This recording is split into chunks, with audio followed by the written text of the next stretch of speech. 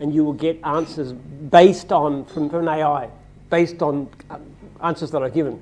The plan they have is that once I eventually kick the bucket, the digital gym is going to be ready to take over. It will be. Once we put all your emails in there, it should do a pretty good job of it. But it does a pretty good job because you've tested it out. You're pretty tough marker. It's not too bad. Sometimes they give questions, answers not quite right, but usually that's pretty much spot on. Yeah, and the great thing about it is people think it's ChatGPT or something. It's not. It's basically, it's all on your content from years and years of doing this and your books and all that sort of stuff. So the answers aren't from any external AI. It's all from Jim's digital mind. So it's on jims.net. Give it a crack. All right. So let's get into Ask Jim. So guys, who's got the first question for Jim tonight? To come up to the microphone. It can be hard. The first one's always the hardest. Yeah, just come down the front. That's it. Go for it. No, go for it. You're on. Go for it. Hello, Jim. My name is Deanna Ambrosi, and my question is: what is the advice that you give that the least of the franchisees take the first time around? What is the advice I give? That the least of the franchisees don't take on the first time round? Yeah. What do they not listen to? Yes. That's a good question. Well, that is a puzzling one. What do people not listen to? I know I get very frustrated with people having to say things again and again and again, and people don't listen to what I say. Sometimes it's just very hard to get the hang of things like lead fees and what they're about. Okay. I get a lot of people coming back about that one. They think we can get rid of lead fees. They don't understand what they're about. So I wish people would listen. But in terms of advice, look, the key advice is really for any business, you're passionate about customers and you look at what you do every day to try and improve. And a lot of franchisees do that, but far too many don't. They go into business and they just treat it like it's a factory job or something where you just do the same job the same way. What we really, really want people to do is to say, how can I improve? Okay, I'm making $70 an hour. How can I make $70 an hour or $80 an hour or $100 an hour? How can I cut my costs down? How can I amaze my clients better? And you just keep on working on different things. So a lot of franchisees do listen, but far too many don't. And I don't blame them. It's your business, how you want to run it. But I tell you what, going into a business where you're constantly trying to improve and get better is a lot more fun than just doing a boring old job, isn't it? I think so. Thank you very much. Thank you. Don't ask Jim about lead fees, please. You'll cop it. Go, that's as easy as it is, guys. So please come and ask Jim a question. Yep, anytime. Just whipping up. G'day, my name is Dave. If you were in our position of being a new franchisee, and obviously you got to your own gyms group, what if you were to start again, what franchisee would you start? Mowing. Still do mowing? No hesitation. Listen, I bleed green. I have to say I'm a mowing contractor at heart. I mowed lawns 15 years, which is actually longer than most mowing franchisees have ever done the job. Yeah. And I loved it. It was a great job. It was healthy. It was outdoors. It was paid well. It was brilliant. It was all through my student career. And many years afterwards, I was a lawn mowing contractor. I reckon, I have to be rude here. I don't know why anybody would want to do any kind of job except mow lawns. It's so much fun. And you know, when I go up at the weekend, you know what I do for a hobby? I go outside and I do gardening. I dig my potato patches and I plant fruit trees. I love that kind of stuff. That is my passion. I'm sorry to say it's everybody, but that's the thing is, you go into the business that you love. That's the best thing. And if you love dogs, well, dog washing. If you love cars, car cleaning. And if you really like, I don't know what. If you like killing things, then pest control. Thank you. Yeah, you got good questions. Easy as that. Just come up. You go for it. Yep. Yeah. Don't put your hand up, guys. Just come up and ask him anything you like. Got plenty of time. It looks like we're having fun. I'd like to ask what's your take on the new generation? Because most of the generation right now are into e-games and gamification and these things. In the near future, are we looking into a new franchise that would reach out to this new generation? Well, we have to reach out to the new generation because all of us are going to get old eventually, aren't we? So we've got to reach the new generation. Look, the thing that frustrates me most about the younger generation is that they are so obsessed with the computers and the digital world and everything else, they're missing the incredibly great opportunities in the service industry. And to me, you know, going out there doing a job like building a fence or mowing a lawn or washing windows or all these things, there's so much opportunity and they're good, physically active jobs. I get very frustrated with young people who think you've got to go to university, you've got to do an art career, you've got to do this, you've got to do that. You know, a friend of ours, their son has just started the plumbing apprenticeship. Yeah, right on. Fantastic. My youngest boy actually is very keen to be a builder. He really loves the carpentry, working in the field. He's just turned 16. His mother wants him to go to university, and that may well happen. But to me, I wish young people would recognise the value in a trade, because there's so many jobs. Like computer programmer was the job. It was all the rage. It was everybody's going to be a computer programmer. You want to make millions of dollars. You know, there's less and less jobs available for computer programmers because AI is taking it over. And you look at things like accounting, look at so many industries that are being wrecked by AI. Not wrecked by it, but there's a lot less jobs than there used to be in so many areas. You are not going to automate what we do. There's no way you could possibly do it unless you've got a perfect humanoid robot. And that's a long way out. That's like Star Trek, all right? So that's the biggest thing about the younger generation. Get your hands dirty, doing something physical, something real. There's so much more money in it. Our franchisees actually, on average, make well over the median Australian income. Well over.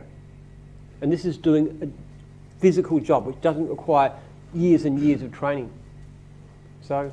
Yeah, I think you're right. This is more sustainable than the other things. Thank you so much. It is. Great opportunity. Absolutely. Good question. Guys, come up and ask Jim a question. Anything you like at all. I'm very frustrated about education, actually. I think we've spent far too much value on tertiary degrees and this kind of stuff. If you want to be a doctor or an engineer, you have to do it, but not for most people. Hey Jim, Travis from the Mowing division. First of all, I just want to say thanks for having us. I was with my previous employer for 18 years, never met the CEO. In that time, had 4 CEOs, had never met them. First day, I've spoken to you 3 times. So I think that's testament to yourself and now your you've had business. enough with the next 5 years, I know. So yeah, thank you for being here and being front and centre and being open and honest with everyone. My question is, what is one of the biggest mistakes you've made as a CEO, and what did it teach you? My perpetual mistake, there's actually a lot about in the book, is I tend to jump into things I don't really understand that well. And there's things like a holiday resort, there's a trade exchange, there's the Institute for Psychology, there's a computer shop, there's a mower shop, there's a factory to build trailers, fiberglass trailers. I have tried my hand at so many different things. And the common feature is I didn't understand them well enough. The thing I've done best at is when I stick to what I know and work from that. I'm a mowing contractor. I understand that really well. And I understand how to find work for mowing contractors. And because you're doing it, you can do it for cleaning divisions too. So work with what you know and get better and better at that. That's my big mistake. And, I look back even a year ago at some of the stuff I was doing and I think, you're an idiot. What on earth were you doing that for? And I'll probably look another year and I'll say, what a fool you were back in, mid-2025. Because we always make mistakes, and I made more mistakes in my life than enough for 10 normal people. But particularly doing things I don't understand so well. So take those mistakes, learn from them, build from them, and keep moving forward. Well, the learning mistake is stick to your core. Work out what you do best and really get better at that. And just build on that, especially when you're in a business, an industry which has unlimited potential. That's the learning for me. Okay, cool, thank you. There you go, good question. Good question, yeah. G'day, I'm Matt from Brizzy Mowing. Two-part question, if I can. First one is why Jim and not David? And the second one is being a self-confessed lazy person and someone that doesn't do business plans. What do you think you would do differently in the early years that now that you've got that knowledge? My legal name is still David James, so I use my middle name, but I never call James or anything else. It's always Jim.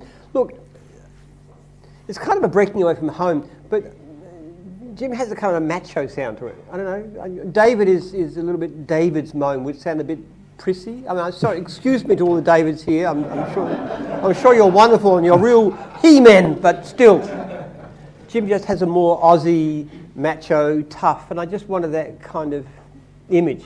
I don't think David's Mowing would work as well. You know, you have James's home services, but that sounds like a butler, whereas Jim sounds more like a gardener or a contractor or a plumber or that kind of thing. So that's what was the other question you asked? Business plan. You're a lazy person and you don't do business plans. What do you think would be different if you had a different mindset? Well, the trouble is the negatives are part of the positive. I'm just a very bullet head that just charge into things and I do things without much thinking about it. Look, okay, if I'd done a business plan properly for Jim's franchise, I probably wouldn't have launched it. Because in fact I made some terrible mistakes. I underestimated the costs. I charged too little in the way of fees. The only thing that saved me was automation. Otherwise the actual service I was giving cost more than the fees I was charging. So I'm very willing to come unstuck. But sometimes you just have to try things. I don't find business plans very useful. I honestly don't, because you just don't know. You never know what's going to happen. Nothing ever works out the way that you think it will. Usually it works out a lot worse. Sometimes it works out amazingly better. Like when I started Jim, somebody asked me how many franchisees might I have one day, and I said, look, if it goes well, maybe one day as many as 100. I actually said that when I first launched. I had no idea. Somebody has said to me, 5.5, what are you smoking? Come on. This is the lawn mowing business. Nobody's ever done that. Who could you do it? I never really had that as a plan. I just set out to do it better and better and better and better, and then amazing things happen. So are you a goal setter then? Like, is that how you saw your next achievement? You'd set yourself a goal and you get to that and then you'd set another one, or it was just organic? Well, sort of. My goal is to do better. See, if you are, what's my goal? What is my key goal for Jim's Group? What do you reckon? What do you think my key goal for Jim's Group is? There's one goal. What is it? I would like, and you're right, I would like every single one of my franchisees to be completely happy with their business and their choice and their life. That is my goal. I don't have a numerical goal. I'm not looking at having 10,000 franchisees. Quite frankly, if I had 5,500 franchisees and I achieved that goal, I'd be a very happy man. So, yes, I have goals, but they're different. Like, how can I help my franchisees do better? How can I get my complaints down? Secondary goal, after franchisees, customer service. Every single customer to be completely happy with the service we give them. That's a real goal. Now, I'll never reach either of those. But as long as I haven't got there, I'll never ever stop trying. And the thing that strikes me about so many people is they have such low expectations. People say they're good enough. My customer service is good enough. There was a guy who ran in the early days we used to have a office in a sort of like a strip shopping centre. We were in this little room up the top. We kept on growing and taking out walls and stuff. But the anchor tenant was a milk bar owner. And the milk bar owner was always complaining about, everybody being unfair and the staff didn't buy lunch from him and people would go to the local supermarkets instead of going to him and all this kind of stuff. He'd go on and on about this. But I could see the things that he was doing all the time. Like somebody would come down to order lunch and he wouldn't give them a sandwich because he didn't want to open up a lettuce for them. And I said, why don't you go and ask them if they want lunch? Why don't you take an order? Oh, no, I can't do that. And then he would spend time talking to his mates while I was waiting to buy my milk, for example. He did it all the time. So this guy was convinced he was running a great business. He was blaming everybody else. But the problem was he wasn't self-critical enough to know what he was doing wrong. And that's not easy business anyway, but he wasn't doing it well. And that's kind of my goal. That's my mission. How can we do things better and better and better? And never be satisfied. Never, ever, ever satisfied. Nothing is good enough. Right. There you go, good questions. Cool. Go for the next one. Hi Jim, I'm Deep. So my first question is, so why business fail? Because I noticed like my father business, he run last 30 years, like the early stages, so the business grow very well, but and after that the business is failed. Can I know the reasons? Why do businesses fail? Yes. Okay, first of all, some businesses are very difficult to run successfully. Let me give you an example within Jim's group, and that's antennas. it's really difficult to grow the antennas division because the demand for antennas is going down too much. And I use that as a very close to home example. There's a lot less antennas, a lot less free-to-air TV these days. Now, what's the solution? Security. So what we're doing is we're retraining the franchisees to do security, because whereas antennas is going down, security is going up. So if you're in a declining industry, it's really, really difficult to do well. If you're in a growing industry, it's much easier to do well. But within that, it's really how you focus on the business. Same thing I'm talking about, customer service. Are you passionate about your customers? Are you constantly looking at ways to improve and do better? Are you endlessly self-critical instead of blaming other people, the economy, the customers, the government, whatever? I blame the government a lot, I have to say. But if you take the right attitude and you're not in a declining industry, you should do well. Because let's face it, Australia is a really rich country. We are a really rich country, and let's be honest, pretty lazy too.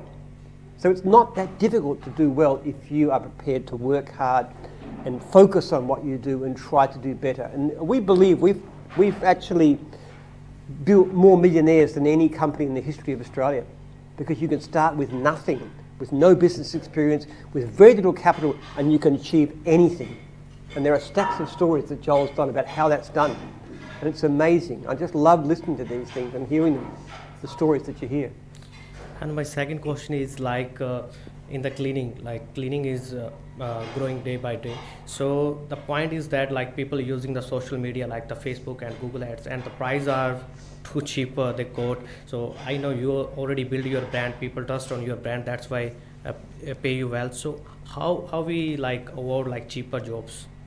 How do you, which, sorry? Avoid cheaper jobs. Cheaper jobs. Yeah, avoid doing cheaper jobs. Because everyone is using the social media, so they offer very, very cheap price. Okay, you've got to be doing well enough so that you've got enough jobs that you can afford to be fussy.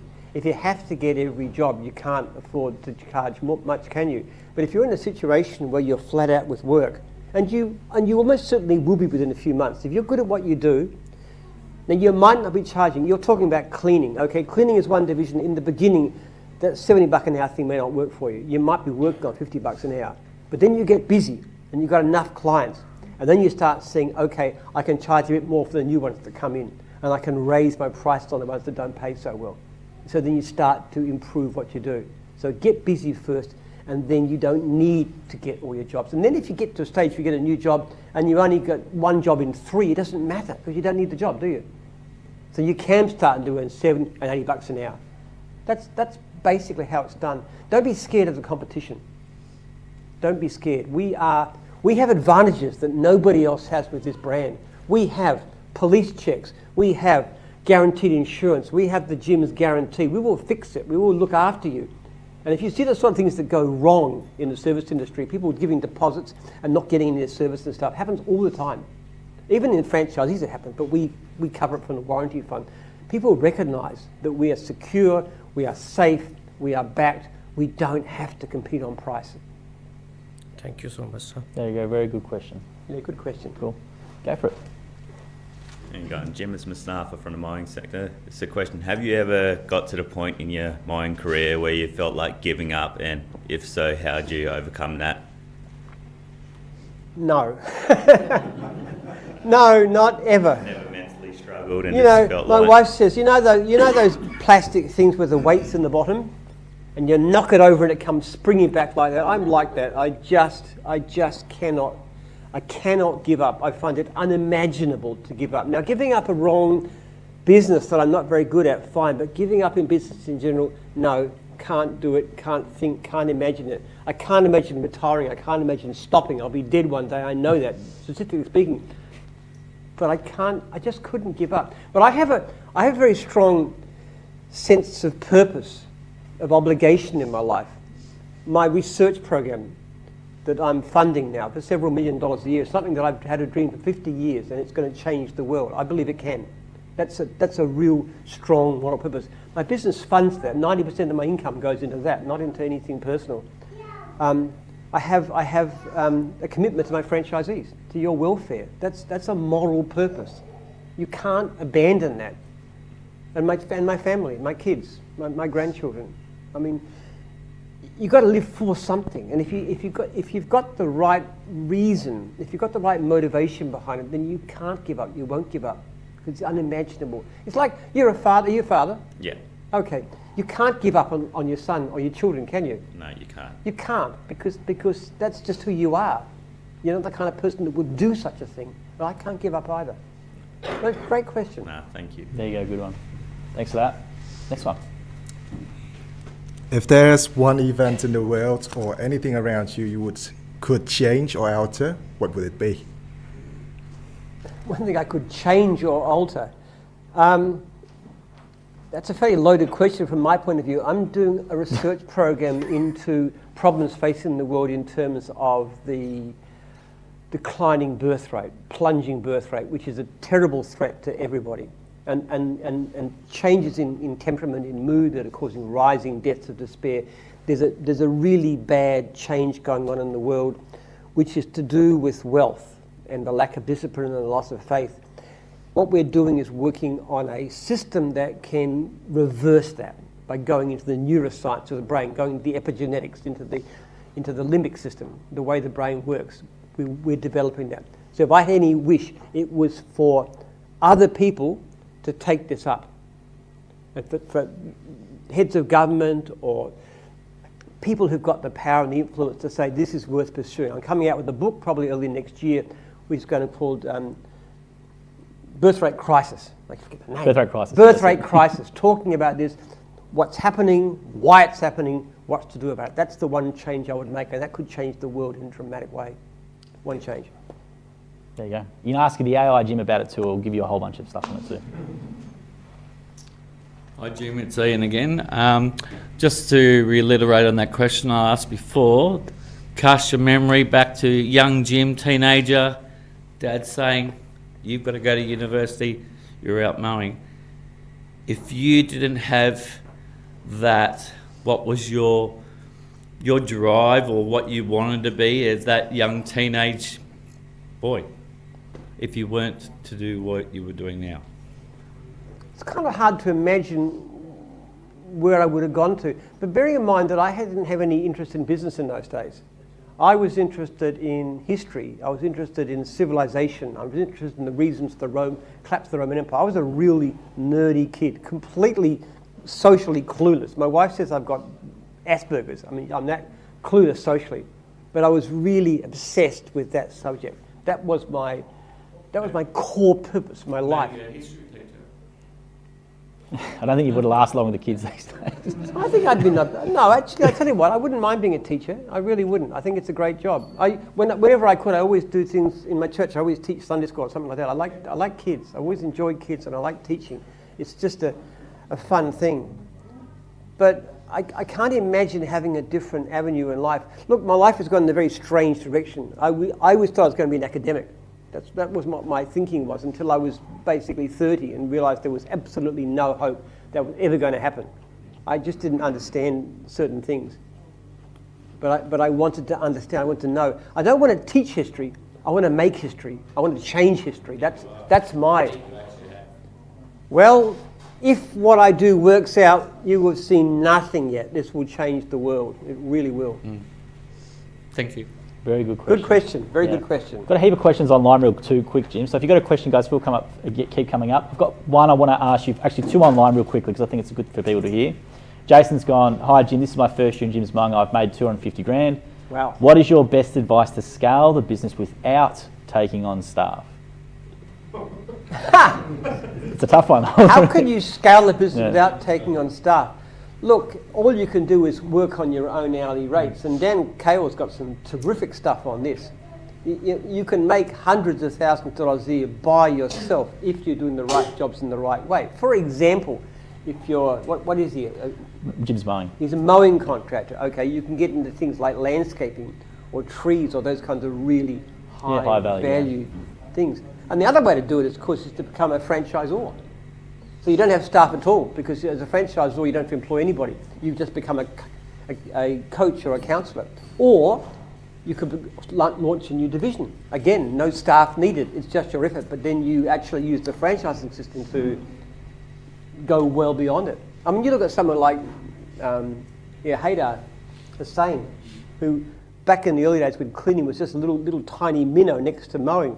This was the guy who was in that, and he was a cleaner. When he came to us, he was basically cleaning banks and Clean the things. bank, yeah. He was cleaning the banks. Yeah. He was scrubbing out the toilets, washing the floors. That was his job. Came to us, became a franchisee, became a franchisor, now runs the clean division, which is approaching 2,000 franchisees. Now, he actually does have staff.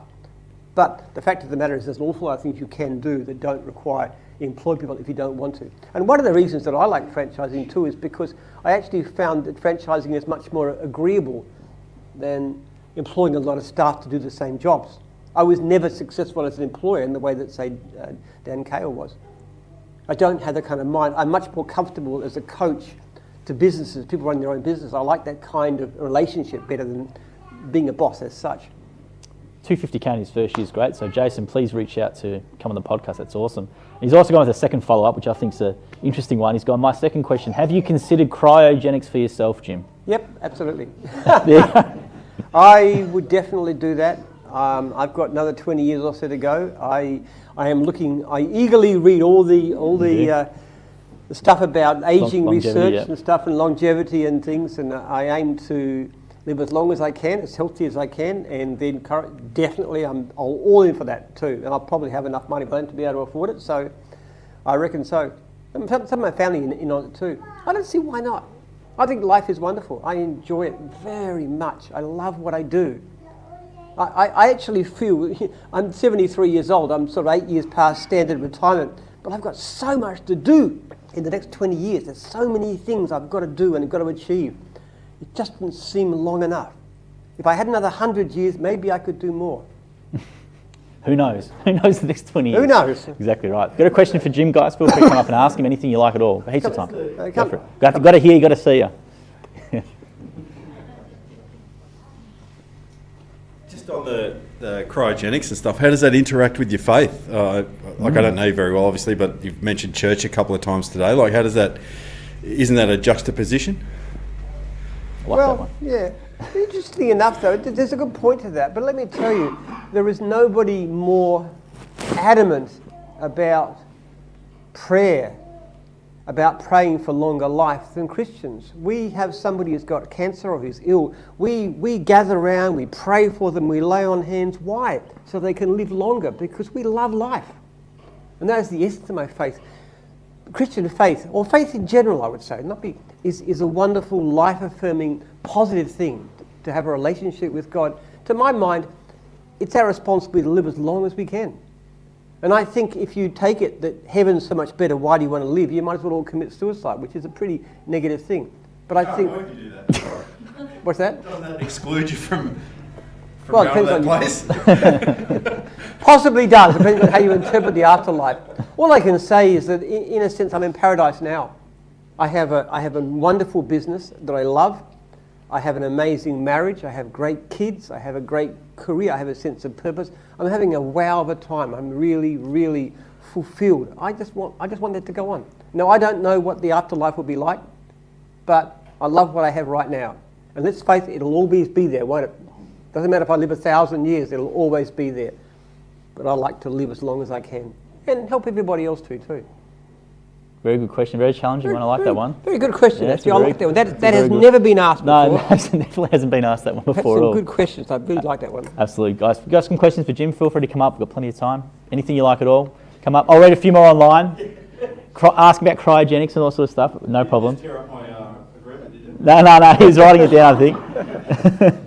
But I've got a few more comments online. If you have some questions, feel free to come up. So one here's gone, hi Jim, with AI coming, do you think it will wipe out some of the workforce more so in other divisions in gyms? Yeah, I think AI will kill just about anything before it'll kill us. But it'll help us to do a lot better. It'll help my franchisees to make more money, higher hourly rates, have better lifestyle. But I don't think it'll hurt us in any way. Look, we have so much need. If we can work out a way of, say, doing our jobs twice as fast, like having the right kind of robot help us, that'd be fantastic. That means my franchises are going to earn double the money. That's the way I see it. Another one real quickly from Sab. Sab at the top of the comments, he's gone, "Hi Jim, would you ever consider offering trade apprenticeships that may help expand franchising opportunities to certified electricians, plumbers, etc.? I'd love to, but you need a tradie to do it. Yeah. So we would encourage any of our franchisees in trades like carpenters and plumbers and electricians. Yeah, take on apprenticeship. It's one of the best things you can do. A lot of the franchisees do take on apprenticeships, I know, in the Sparkies and all that sort of stuff. So they do it. But I think it's brilliant, actually. I really do. I think it's a great public service. I believe the whole system of funding is ridiculously pushed towards things like arts degrees, which are pretty stuffy or useless, and there's not enough encouragement and help with people to put on apprenticeships, which where you're learning really concrete, useful skills. another one from Josh Bell's gone, which division services on average earns franchisees the most money, and why is that the hazmat removal division? So I think he's planted that question a bit. I think Josh is involved with hazmat, but there are some divisions that are known as being high earners. Hazmat is definitely one of the best. So is trees. We had a tree guy here tonight. That's a very, very good earner. Who was it saying like $4,000 a day? Somebody telling me at dinner time. a lot of money. A lot of money. Skip bins tend to be a really high earner. Yep. Divisions like mowing and cleaning, for example, you're not usually making as much money per hour as an individual, but in actual fact, the top earners in gyms tend to be from those divisions simply because they've got so much work, they employ people. So if you look at somebody turning over, $400,000 or $500,000 a year, they're quite likely to be something like a skip bins or one of those, or trees, or hazmat. But if you're looking at somebody turning over a couple of million, it's probably something in mowing or cleaning. Yep. Which we have a few I've interviewed a film, so that's absolutely possible. So yeah, absolutely. Not with the biggest teams you think. Thinking mowing, he's got a team of 6, that guy, but he's really, really good business minded. So it's phenomenal the amount of money. You put a job in for somebody paying 60 grand a year, and you get like 50 applicants. I mean, that's lunatic. My people wouldn't get out of bed for that. I mean, honestly. The opportunities in what we do is extraordinary. Not just the fact that you can earn great money, but you can do it having a great lifestyle. You have people coming from the mines, and you make a fortune in the mines, you really do, but they don't see their family for weeks at a time, and that's just really hard. It's hard on the family, hard on the kids, hard on your relationships. You can make the same money working from home, seeing your kids grow up. Isn't that so good? I know I sound like a bit of an evangelist, but it's true. I've seen it myself. I wasn't supposed to go into this. I was supposed to be a doctor or an engineer or an accountant or a lawyer. That's what my parents expected of me. And my father wasn't impressed the fact that I became a gardening contractor. But yeah, it was a good career path, wasn't it? even my dad agreed to that in the end. I asked him, what do you reckon about my career choice? And it was okay, wasn't it? And he said, yeah, I guess it was. Got a question, guys, for Jim. Please feel free to come and ask him anything you like at all. Got plenty of time for it. Come up and ask him anything, guys. I'll read out another one while people are thinking, Jim. Got one here from Audrey's gone, new division ideas. Do we just email Jim about a new division? How do we get to it? Yep. Jim at jims.net. I am very easy to reach. I get new division ideas all the time. We've learned a couple of ones now, epoxy floors, towing. There's 2 that we're considering. Look, most people come to me with flooring is just coming up too. Most driving school, that started up last year. Yep. Most of the people approach me aren't possible. We don't do site-based, for example. Somebody who's just in Jim's childcare. We're not expert in those kind of things. We're good at services. We're very good at services. We know how to run those, how to promote them, how to be efficient. Our software is all designed for that sort of stuff. And I need to see a good hourly rate. I want to see the average operator making at least $70 an hour. Otherwise, we're not going to be interested. And you need to be big enough too, because you don't make enough money from one franchisee in gyms to be worth very much. You have to have like 20, because their fees are not that high. There you go. So just email Jim. That's the simple answer there as well. Go for it. Good question. Anyone? I thought you were getting up to asking. Yeah, go for it. Ask him. Ask him. No, ask him.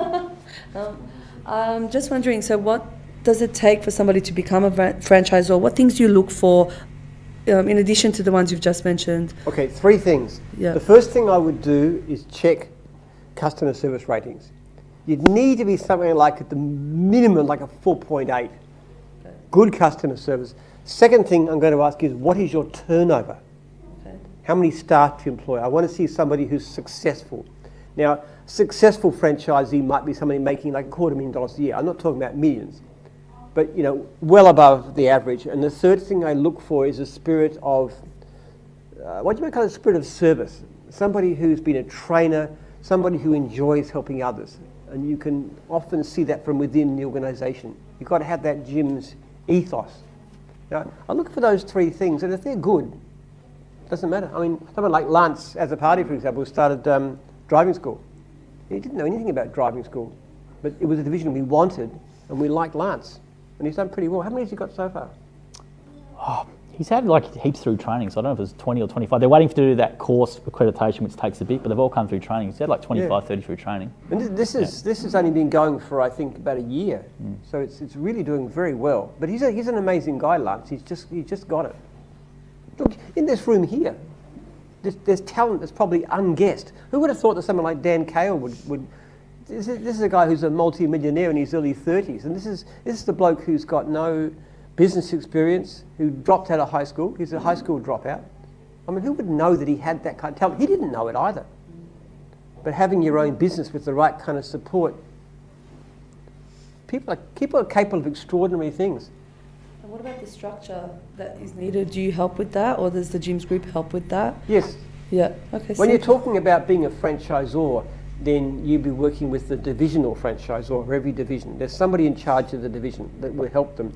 If you're talking about running a new division, we have a structure for that again, which is basically there's every 6 months the divisional franchisors come together in a meeting. It's a day-long meeting, and that's like a conference, and then you have usually Joel will give a talk, and we talk about Jimbo, and we'd have successful division. Like the last one, we had Bathrooms give a talk because he's just reached his 30, which is a milestone for a new division.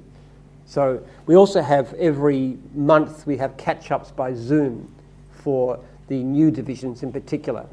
And then they have the option to be able to just talk and get advice from everybody. And they could get advice from Joel about social media, from me about things to do with strategies and so forth. They might talk to documents about contracts. There's all kinds of people who can help and advise. So there's kind of like a range of support. Can franchisees sit in on any of those meetings, just out of curiosity, or no? If you actually want to be a divisional franchisor, one of the things we would actually encourage you to do is to come to one of the 6 monthly meetings.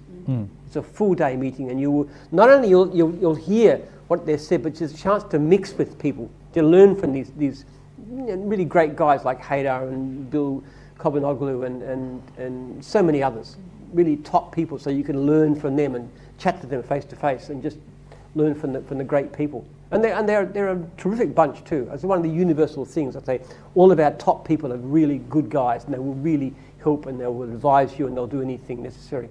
And how do we learn about when they're on?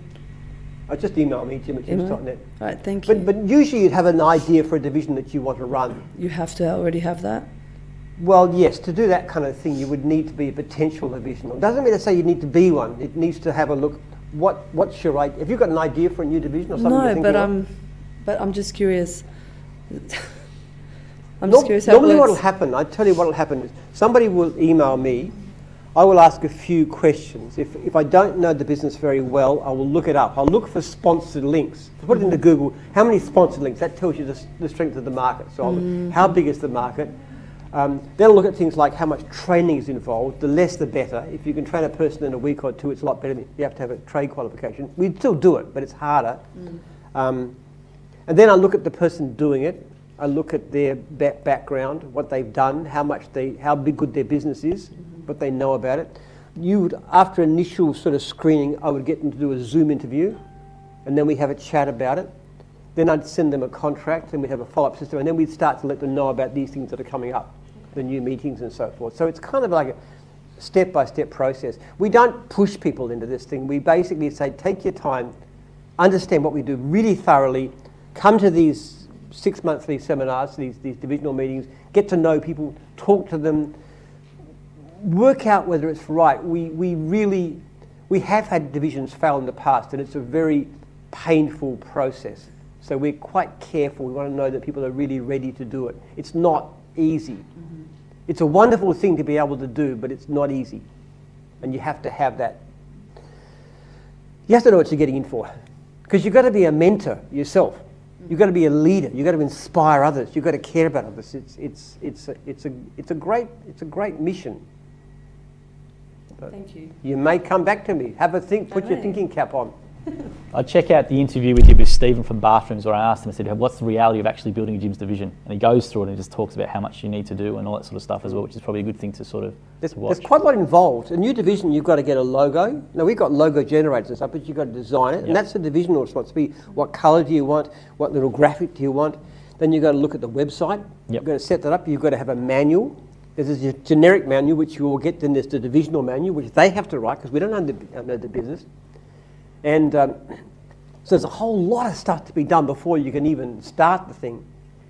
And then you get the cards printed and everything else, and then you've got to start promoting it and advertising for it and so forth. It's an interesting process. But lately we've done pretty well. Since we've had this new system, we actually don't give people divisions. What we do is we rent a division.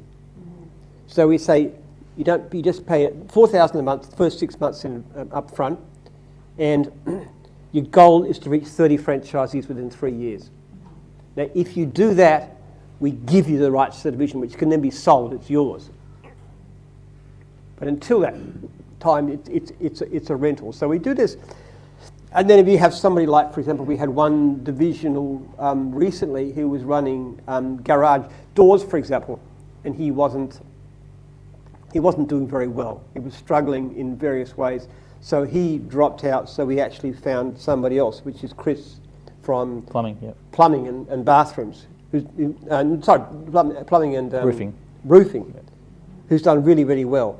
So they've taken over this division now, and they're running it. They've got about 15 franchisees. So it's kind of it's an involved process. So they wouldn't be able to help him while he's still in there, the other guy, or they have to literally just take over? Well, Iraj just didn't want to continue for whatever reasons, and we couldn't let the franchisees go, so we had to find somebody else to look after them. It's not for everybody, but the main thing is once you've got franchisees, you're committed. You cannot let them go. We've got one division which is Site Solution, which only has one franchisee. It's only had one franchisee for 5 years. It's still a division, but he's our franchisee. What can we do? We've got to support him.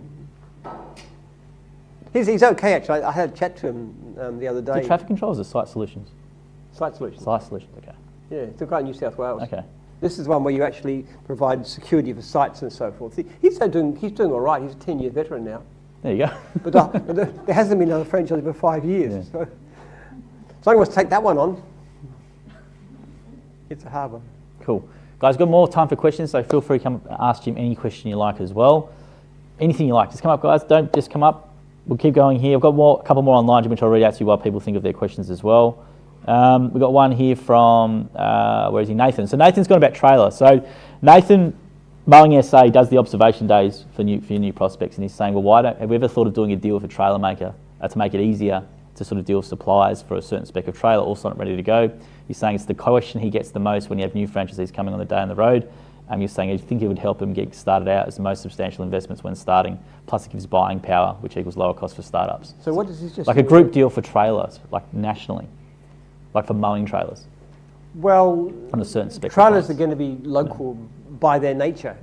You're not going to have trailers made in Victoria and trucked to Perth, for example, because it's just too expensive. So every city has its own mowing trailer places. So we can't really buy them, unlike things like, say, brush cutter cord, where we can actually do really, really big deals and have them delivered. We have some great deals and stuff like that. But trailers are difficult. We try and get people discounts. We've got a lot of really good discounts on things like vehicles and so forth. Just about any vehicle that you want to buy, we can get you on like a fleet discount, as if you had 10 of them. So we've got some very good deals, but trailers are difficult. And you're right, there's so many variations. People want an 8x5 tipper trailer, or they want 7x5, all that sort of stuff as well. So, no cage there, it's all that sort of stuff. So, they're very elaborate. You know, when I started, I had a 6x4 trailer, and then I found the 7x5 was better, and got very high sides on, so you keep more rubbish in. And then you put the thing across the front, which was my idea, so I could put my mower on that. And then they got bigger and bigger, and they got caged in for security. Then you put the brush cutter boxes on, It's just got more and more elaborate with time as we develop it. But basically, fundamentally, it is my trailer. Yeah, very good, Diane. Got a question for Jim, guys. Feel free to come up and ask me as well. I'm sure there's a couple more we've got in there as well before we finish. Got a question for Jim, guys. Feel free to come up and ask. Especially people over here, quiet in the back, just watching. Got something on your mind, come up. It's easy to get a prize. All you need to do is ask a question for Jim. So if you want some all of these these great beers, stuff. You got beer. you got the stubbies, anything like that. You can ask as many as you like. Good. Thank you. So, you've been a mower for a very long time.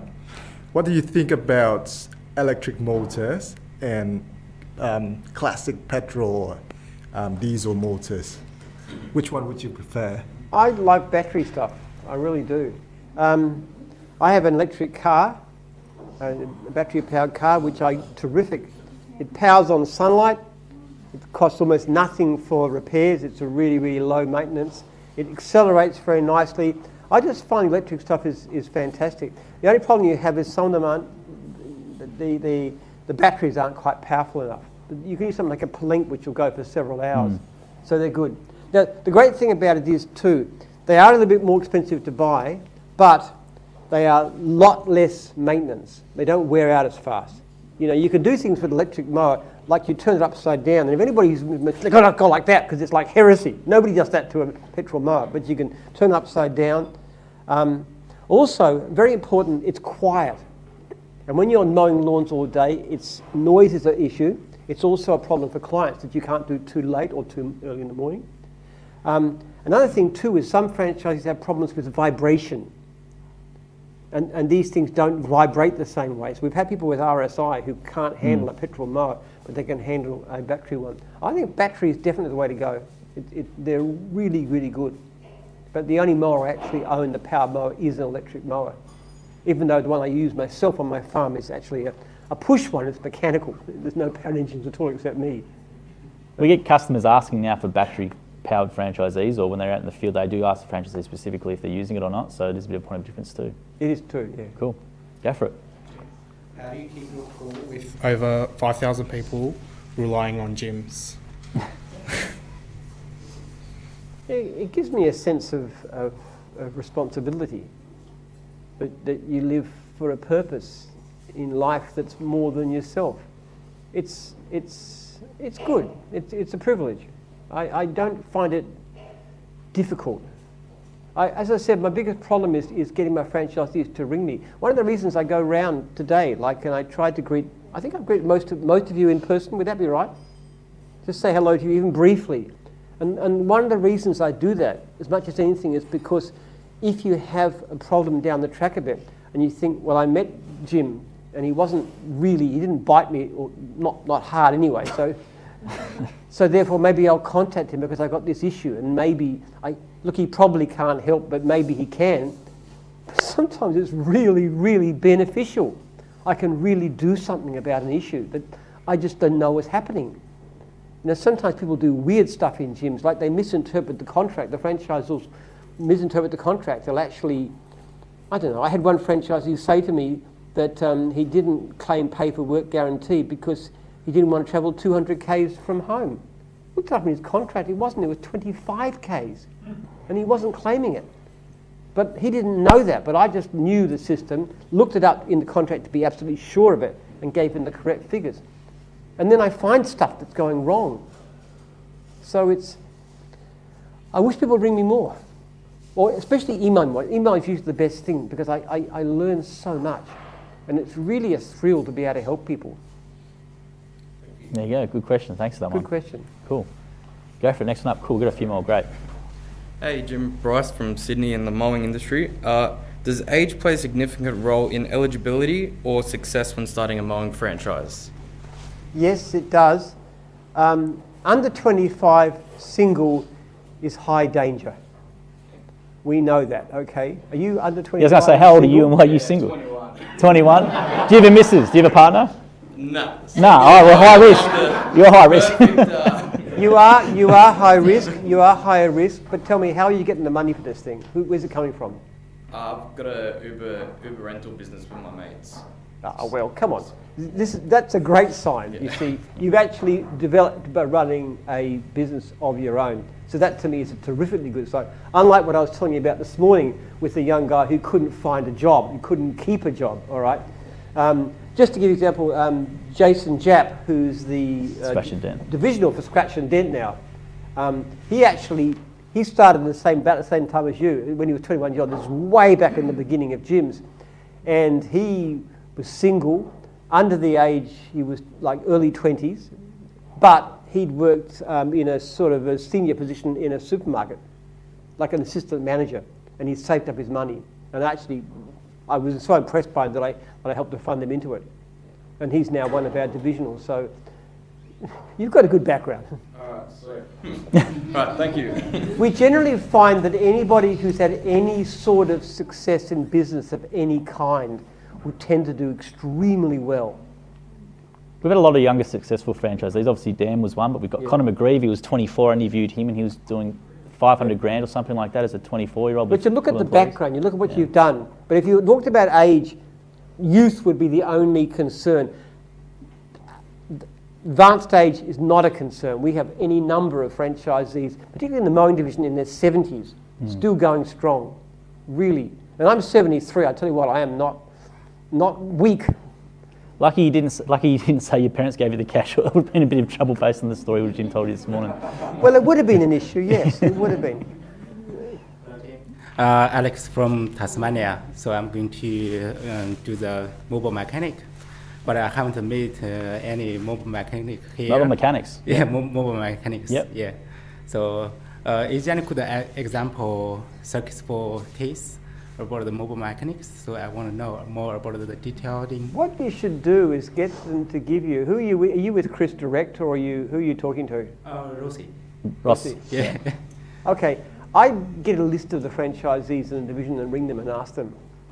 I can't give you direct stories. As far as I know, the mechanics do pretty well because trade businesses are very easy to make money. If you've got that kind of skill, it's actually, you tend to have plenty of work. We could do it a lot more. We'd love to have somebody around here to be able to do cars for us. We just don't have enough mechanics. So my prediction is that you'll do very well. But I would talk to as many as possible. There's only about 15, 20 in the division. Yeah, I've spoken to a few of them. Like I know a few of them pretty well, and they enjoy it. So Kevin does the cars around here. Kevin's son used to do my car. He's doing pretty well. Yeah. Yeah. So yeah, just you could ring every franchise in the division and ask them directly, and I'd encourage you to do just that. I would think you'll probably get a pretty good response. On the whole, they're mostly doing. So you're going to be the first one in Tasmania? Yeah, I think so. Okay, so. Pioneer. Thank you. You'll be surprised how many people with that vehicle driving around with the branding and stuff as well we taken in by. But have you spoken to any of the franchisees yet before coming here, or? Yeah, we spoke before, and come here for training, and Look, it's a good start. It's part of your research project. You come into training. It's not the end of it. It's part of learning about us and what we're like. But talking to other franchisees is really important. Talk to as many as you can. Yep. You'll find them very approachable. You just ring them up and say, interested in the franchise, what's it like? You know, they'll tell you the honest story. Yep. They'll probably tell you they had a few struggles in various ways, but most of them will probably say that they did well. You tend to find somebody from a trade background, like Scratch and Dent's a perfect example. The guys that do this, they have to be experienced. They come from panel shops. And they're used to earning like, $1,000, $1,500 a week, that kind of earning. And they come out and they do their own business and they're making $5,000 a week. And what tends to happen is they talk to their mates back in the panel shop and they said, this is what I'm making, this is what you're making, how about it? So they tend to pull the others after them. I would think mobile mechanic probably works the same way. I'm really quite astonished how poorly some people with a skilled trade actually get paid. It's astonishing how little they pay mechanics and plumbers and electricians when they're working for wages, compared with the amount of money you can make doing it for yourself. Yeah, definitely. Thank you very much. Cool. Good one. Got a question for Jim, guys? We've got probably time for a couple more or one more, so feel free to come up. I'll just read you one out while online while someone gets one. Hey Jim, thoughts on becoming an RTO, Jim's RTO and delivering training, giving people an opportunity to develop skills, etc. We actually do have an RTO. It's one of those things that sounds like a good idea, but it's very, very technical, very hard to do well when you don't know a lot about it. So we're probably going to let it go. We're probably going to sell it. It's got a few courses in it, but it's a very different thing. It's one of those things that are away from our core understanding and knowledge. It's very different. I don't have a question. Okay. I just have a comment that I've come from government, working for the training regulator for over 15 years. So when you're talking about RTOs and how hard they are to run, it's just something that I've done it for so long, and I'm here now because I wanted to get away from sitting behind a computer. With COVID, it changed everything. Well, how would you like to take over Jim's RTO? I don't know. Come and talk to me. Send me an email. Would love to talk to you. That's the way we'd like to do everything. If we can find somebody with the background in it to drive it and be the entrepreneur behind it, it could be brilliant. And we can support you in many different ways. No, it happens quite a bit. Yeah, happens quite a bit. It's definitely a thing to do. We'd love to do it. Look, there are so many advantages for running an RTO from our point of view.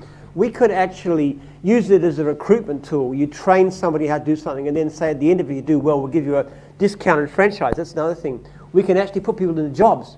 So if we get somebody trained to be a fencer, for example. Now, there's fencing franchises all over the country who would love experienced, trained, quality workers. So we say, come to us. Don't go to a TAFE, come to us. We'll train you. We'll train you in the right way that is needed, and then we'll plug you into a job. There are so many opportunities, and we can help people. We know that when people do horticulture courses, for example, mowing guys, they tend to make more money. So we can encourage that. We'd love to do it. If you or somebody that you know would want to do Jim's RTO, love to talk to you. There you go. You won't let it go. Got time for one more question, guys. Who wants to be the lucky last? As I said, get a prize. Cool. Good man. G'day, Jim. Brad from Mowing. You spoke a lot about customer service, keeping complaints down, that sort of thing. Probably on a more of a negative light. What's your advice to franchisees or strategies where inevitably at some point we might get a difficult customer that, you know, despite all efforts, are just going to complain? First of all, if your franchisor investigates and believes that the customer is being unreasonable, and that can be in various ways. For example, let's just say the customer says that you're rude, and the franchisor rings the customer, and the customer starts slinging off at them and being insulting and rude themselves. Well, it's pretty clear who's being rude, especially if you've got a good background. So if we look at your ratings and we see you've got a 4.8, 4.9, you've got an immaculate record, customers obviously difficult and unreasonable, what will happen is the franchisor will then put in as a delete request to me. It's not like a Google review. We can take it out. So the better record you have yourself in general, your franchisor supports you, franchisors, I believe you, puts the case, gives the evidence, and I would knock it out completely. So yes, we can help you with that. Thank you. Very good question. Very good one. It is a good question. So guys, before we finish up tonight, thank you very much for your attention. If you ask Jim a question, come up and see me, then you get a prize. But Jim reads out his 3 favourites, so they get first pick of the prize. Now, I will say as well, if you want a photo of Jim too, it's a mad rush on Wednesday. Trust me, it's a mad rush. So if you come here tonight, we've got a nice light there. Give me your phone. I'll take a photo for you whilst you're here. Be more relaxed as well. So which one were your questions, Jim? I'd love to one about the afterlife. Who said that? Nobody's ever Gentleman asked here, that before. Milwaukee Bucks hat. Yep. There we go. Come up. Yep, come up. He asked a few ones. He want. asked a few original ones. The cryogenic one I like. Yeah, but that last one about complaints was good too. Yep, complaints. That was a really good question. That was a Come really up, good one. go for it. The orange And what was the other one there, Jim? Take anything you like. The guys, look, there are so many good ones. I wrote a lot down. Absolutely. But I like the one about somebody said about being cheap. How do you cope with being people cheap? Being cheap? That Was the a great cleaning question. gentleman? Yes, that one there. Cleaning Yeah. guy, yeah, We're not saying you're cheap. You won't be cheap, but come over No, here. you can- But you'll be. Harry, come and take and anything choose you whatever like. you like. And if you ask Jim a question, guys, you can come up and take And anybody anything else else can relating as come up well. afterwards Yeah. and- So thank you much for your attention, guys, as well. Appreciate your support. And then, yeah, give me your phones over here for photos with Jim, and we'll see you next time. Thank you.